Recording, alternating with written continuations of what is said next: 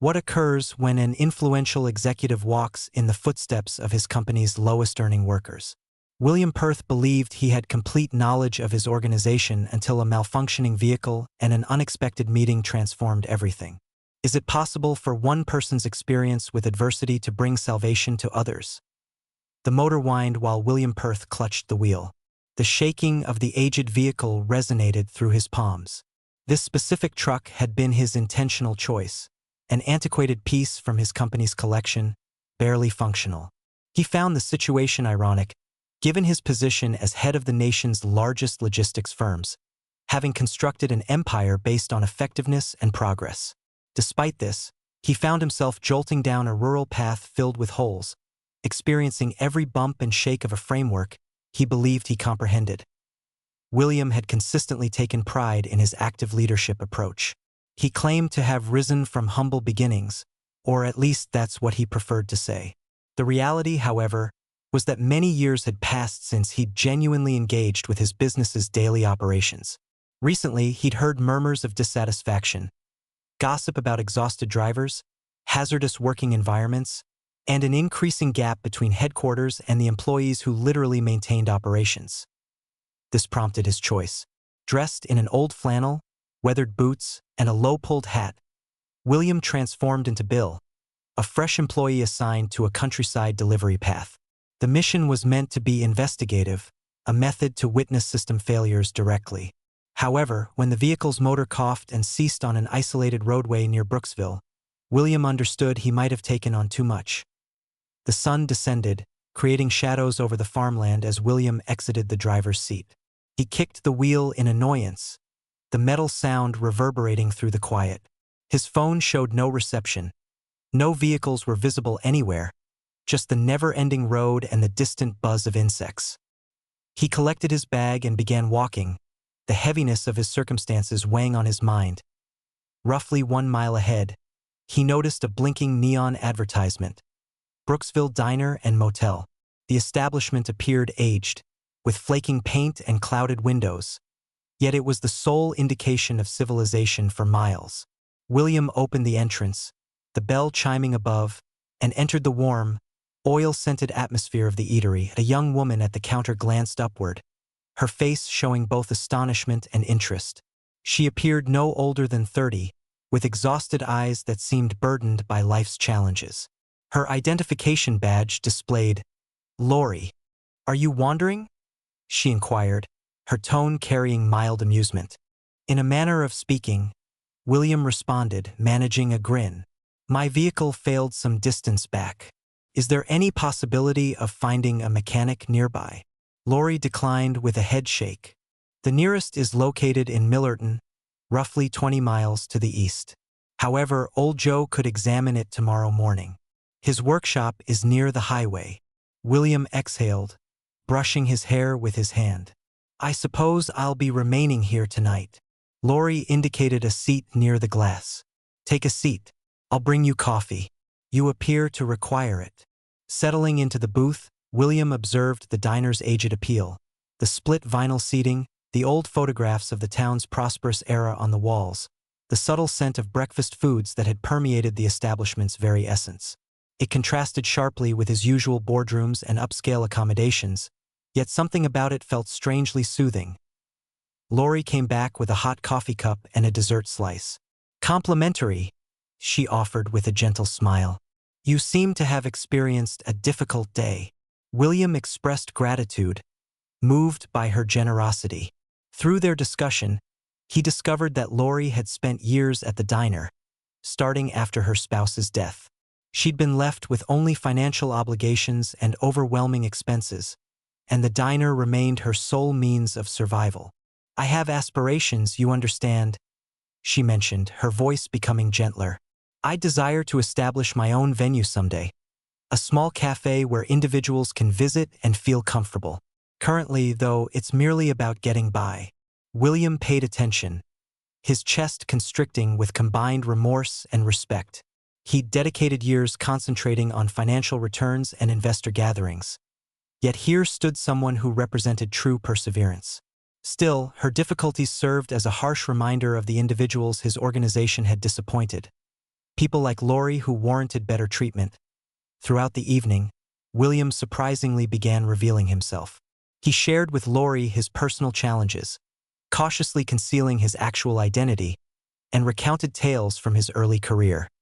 He genuinely encountered his own obstacles, so his words weren't fabricated, but he appreciated being near this authentic experience, so removed from his familiar world. When Lori extended a motel room offer for the evening, William gratefully accepted. Lying on the slim bed, staring at the ceiling with water stains, he couldn't dismiss the sensation that this unexpected stop represented more than a simple mechanical failure. It marked the start of something he hadn't yet identified. Outside, insects hummed while stars expanded infinitely above the peaceful community of Brooksville. William shut his eyes, the day's burden dragging him toward an uneasy slumber. Tomorrow he'd address the vehicle repair, but internally he recognized the genuine restoration would require significantly more time. The sunrise penetrated the motel room's lightweight curtains, throwing a soft golden glow over the aged carpeting. William awakened to faraway conversation sounds and dish clanging from the adjacent diner. Momentarily, he couldn't recall his location, the strange environment disrupting his typical schedule. Then everything flooded back. The disabled truck, the diner, Lori. He changed rapidly, his thoughts already spinning with the day's responsibilities. The vehicle needed fixing, but beyond that, he needed to comprehend what had led him here. His discussion with Lori the previous night had disturbed him, her statements reverberating in his consciousness like an inescapable melody. Upon entering the diner, Lori stood behind the service area, her hands occupied with a coffee container. She glanced up and grinned, though the darkness beneath her eyes suggested another restless night. "Good morning," she stated, serving him a cup without inquiry. "Joe's arriving shortly. He'll inspect your vehicle but maintain realistic expectations. That age thing could be irreparable." William laughed lightly, though the prospect of indefinite confinement triggered a wave of nervousness. "I appreciate it, and thanks for yesterday's dessert. It was precisely what I required." Lori lifted her shoulders, but her smile brightened. "It's our way here, supporting one another." Sipping his coffee, William observed himself watching her. How she operated with rehearsed effectiveness, how she acknowledged every patron personally, how she presented herself with silent fortitude that contradicted her struggles. He desired to understand more about her, about the existence she'd constructed in this modest community. When Joe appeared, a weathered individual with oil-stained hands and a direct manner, William accompanied him to the vehicle. The technician examined under the covering, speaking to himself while William rested against the vehicle's side, attempting to conceal his frustration. "She's experienced better times," Joe finally announced, cleaning his hands with a cloth. "I can repair her adequately to reach Millerton, but you'll require a genuine mechanic to restore her properly for extended use." William agreed, though the postponement irritated him. He wasn't accustomed to depending on others, and the powerlessness troubled him. However, returning to the diner, he understood this might present an opportunity, a possibility to investigate more thoroughly the existence he'd only glimpsed the previous evening. Lori was removing items from tables when he came back, her actions swift and productive. William paused, then collected a cloth and started assisting her in cleaning the surfaces. She lifted an eyebrow but didn't prevent him. "That's unnecessary," she mentioned after a pause. "I'm aware," William responded. "However, I wish to." They labored quietly for some time, the diner's pattern settling around them like a recognizable melody. When the breakfast crowd diminished, Lori indicated for William to accompany her to a seat. She moved a dish of eggs and bread across the surface, and he understood he hadn't consumed food since the prior night. During their meal, Lori started becoming more open. She described her husband, a truck operator who'd labored extensive hours to support their household. He'd been terminated unexpectedly, blamed for an error that wasn't his responsibility, and the pressure had affected him severely. He died merely 1 year afterward, leaving Lori to recover from the situation. "He was employed by Perth Logistics," she stated, her tone controlled but filled with resentment. "They showed no concern for him, just another statistic to them." William's stomach twisted, though he maintained an impassive expression. He recognized the company possessed deficiencies, but hearing from someone directly impacted delivered a powerful blow. "I'm regretful," he said softly. "That shouldn't have occurred." Lori raised her shoulders, though her eyes moistened with restrained tears. "That's the situation. I simply desire circumstances had been alternative." William wanted to confess the truth, to disclose his identity and commit to correcting matters, but he couldn't, not presently. Instead, he questioned her about her aspirations, about the cafe she'd referenced the previous evening. Her face illuminated as she portrayed her concept. A comfortable environment with varied seating and a selection filled with satisfying dishes. "It's likely merely an unrealistic fantasy," she conceded. "However, it maintains my motivation, you understand?" William nodded, though his thoughts already raced. He contemplated the assets at his command, the modifications he could implement if he possessed the bravery. However, beyond that, he reflected on Lori, her strength, her compassion, her silent resolve. She warranted more than mere survival. Later that day, while Joe worked on the vehicle, William wandered through the community. Brooksville was modest, its roads bordered with aged structures and old signage. He walked past a recreational area where youngsters played, their joy resonating like harmony. He passed a tool shop, its displays containing equipment and materials, and he passed a modest chapel, its tower extending skyward like a symbol of optimism. Upon returning to the diner, the vehicle was operational, barely. Joe cautioned him against excessive strain, and William thanked him, though his attention was focused elsewhere. That evening, as the sun disappeared beneath the skyline, William occupied the diner with Lori, the two sharing a peaceful instant amid the day's turbulence. He remained uncertain about what awaited, but he understood one certainty. This community, this woman, had altered him in methods he couldn't yet comprehend. As stars started emerging in the nocturnal sky, William formed a wordless commitment to himself, to Lori, to all individuals like her who'd been disregarded and abandoned. He would take action to assist.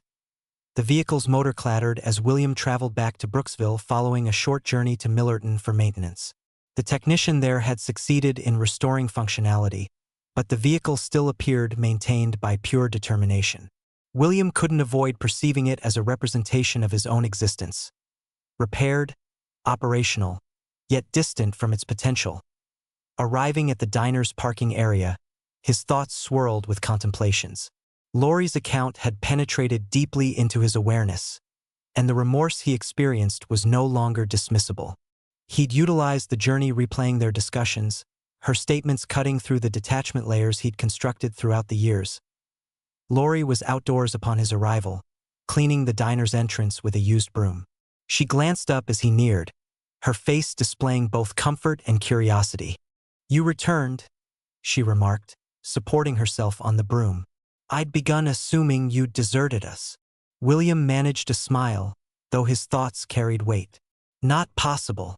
I'm indebted to you for tolerating me."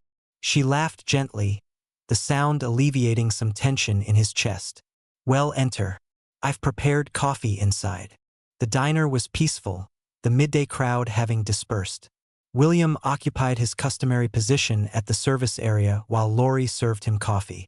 They established a comfortable pattern, their discussions progressing naturally despite unexpressed reality's burden. However, today William couldn't eliminate the sensation of maintaining a dual existence. Every gracious statement from Lori, every observation of her perseverance only intensified his remorse. Action was necessary. Later that day, Lori's sibling Tom visited the diner. He operated trucks like Lori's deceased spouse, and his attendance starkly reminded William of the reality he'd been attempting to comprehend. Tom appeared in his early 40s, with a weathered face and rough hands indicating years of demanding labor. William presented himself as Bill, the false identity he'd adopted, and initiated discussion. Tom hesitated initially, but eventually shared accounts of road existence. The extended hours, the inadequate compensation, the persistent demand to achieve unrealistic schedules. "It's not merely the occupation," Tom stated, his tone containing annoyance. "It's their treatment of us, as if we're expendable. One error and you're dismissed. No additional opportunity." William listened, his stomach twisting with every statement. He reflected on the regulations he'd authorized, the choices he'd executed from his office's comfort. He'd never contemplated the human expense. Not genuinely, following Tom's departure, William sat quietly, his coffee having cooled. Lori observed him from across the service area, her forehead creased. "Are you fine?" she inquired. William lifted his gaze, meeting hers. "I'm uncertain," he confessed. "I continue reflecting on your and Tom's statements about how challenging circumstances are for individuals like yourselves. It's unjust." Lori exhaled, supporting herself against the counter. "That's reality's nature. It lacks fairness, but what options exist?" William's jaw tensed. "Perhaps there's action I can execute." That evening, William remained conscious in his motel accommodation, thought burden preventing rest. He contemplated the individuals his company had disappointed, the regulations he'd established, and the gains he'd elevated above people. He reflected on his transformation. Someone so separated from the reality he should serve by sunrise. He'd reached a conclusion. He located Lori at the diner, her hands occupied with morning arrangements. She glanced up upon his entry, her face softening upon observing the resolution in his gaze. "I must reveal something," William stated, his tone steady despite internal turbulence. Lori placed down the blade she'd utilized for vegetable preparation and cleaned her hands on her covering. "Fine," she said gradually. "What concerns?" William inhaled deeply, the statements heavy on his speech. "I'm not your perceived identity. My name isn't Bill, it's William. William Perth." Lori's eyes enlarged, her hands clutching the counter's edge. "As in Perth Logistics CEO?" William confirmed, preparing for her response. "Correct. I arrived here to observe existence for our operators, for individuals like yourself. What I've witnessed has transformed me." Momentarily, Lori simply observed him, her face unreadable. Then surprisingly, she laughed. A brief, disbelieving sound. "You must be jesting." "I'm not," William stated, his tone sincere. "I recognize I'm undeserving of your confidence, but I desire to correct matters. Beginning with you." He detailed his intention to provide her a remote position with the organization, one offering the security and prospects she warranted. He additionally committed to revising the company's regulations, initiating with more equitable treatment for operators and enhanced support for their households. Lori listened quietly, her arms positioned across her torso. Upon his conclusion, she declined with her head. "You believe this resolves everything? An occupation and several regulation modifications?" "No," William acknowledged. "However, it's a beginning, and I won't cease until I've corrected matters." Lori examined him extensively, her stare penetrating. Then gradually she agreed. "Fine, I'll accept the position. However, don't assume this indicates my confidence." William smiled, though his heart pained with her statement's burden. "I don't anticipate that. However, I'll acquire it." Departing the diner, the morning sun heating his face, he sensed he was finally progressing correctly. The return journey to his metropolis was a succession of highways and pause locations, the aged vehicle straining under the trip's pressure. William's thoughts, however, were removed from the road. He replayed his discussion with Lori repeatedly, her statements a persistent reminder of what was at stake. She'd accepted his proposition, but her doubt had been evident. He couldn't fault her. Confidence wasn't purchasable. It required earning. Upon finally reaching the corporate facility, the shining glass structure felt incredibly removed from him. The refined surfaces, the quiet employee whispers, the costly coffee scent. Everything appeared disconnected from the reality he'd just abandoned. He traversed the entrance area with renewed determination, disregarding his staff's inquisitive glances. His aide, Claire, awaited him in his workspace, her typical composure faltering as she noticed his disheveled state. "Mr. Perth, are you—" "I'm fine," William interrupted, his tone more severe than intended. He softened his speech. "Arrange an urgent board assembly and retrieve the current documentation on operator retention, compensation, and employee complaints." Claire blinked, clearly disturbed by the urgency in his tone. Immediately, sir. As she departed rapidly, William descended into his seat, the recent day's burden pressing upon him. He activated his computer and started composing a recommendation, his fingers moving rapidly across the input device. The statements came effortlessly, driven by the faces he'd encountered in Brooksville. Lori, Tom, the numerous others his company had disappointed. The board assembly was strained. William positioned himself at the table's head, his recommendation displayed on the screen behind him. He described his intention: elevated compensation for operators, improved advantages, a redesigned complaint framework, and a dedication to reinvesting gains into enhancing working circumstances. The chamber was quiet upon his conclusion, the board members trading uneasy glances. Eventually, one contributed, "This is bold, but the expense is essential." William interrupted, his tone resolute. "We've been emphasizing gains above individuals excessively long. Modification time has arrived."